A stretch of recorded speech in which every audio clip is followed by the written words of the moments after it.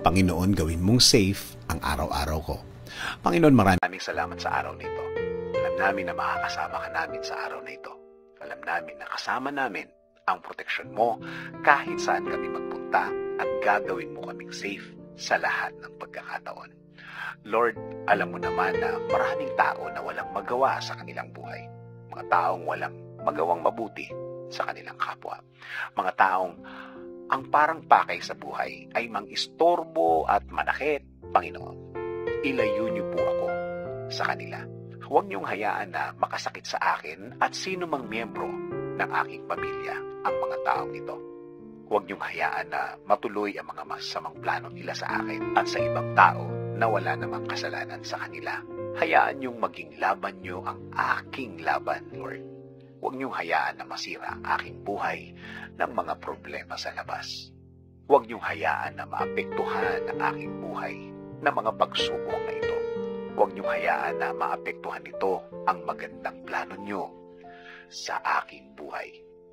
Patuloy niyo po akong samahan. Patuloy niyo po akong alagaan. Kailangan ko sa lahat ng panahon ang guidance niyo. Kailangan ko sa lahat ng panahon ang protection niyo. At kapag kasama kita, Lord, alam kong mas magiging safe ako sa lahat ng pagkakataon.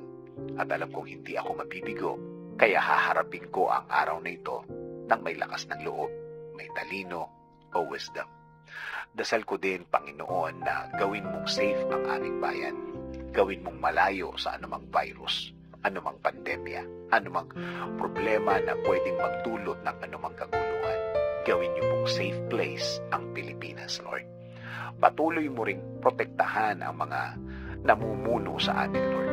Bigyan niyo sila ng puso para sa paglilingkod, para sa pag-aalala ng aming bansa, at tanggihan ang mga maling gawain na maglalagay sa bansa namin sa alanganing kalagayan. Patuloy niyo rin pong protektahan ang lahat ng pamilyang Pilipino, Lord. Saan man naroon ang mga mahal nila sa buhay, gawin niyo po silang safe sa lahat ng araw. Gawin niyo pong ilayo sila sa mga lugar at problema na magpapasakit ng kanilang ulo. And please, Lord, continue to provide for them. Continue blessing them, Lord. Make them safe always sa lahat ng kanilang pupuntahan at sa lahat ng kanilang mga plano. In Jesus' name we pray. Amen.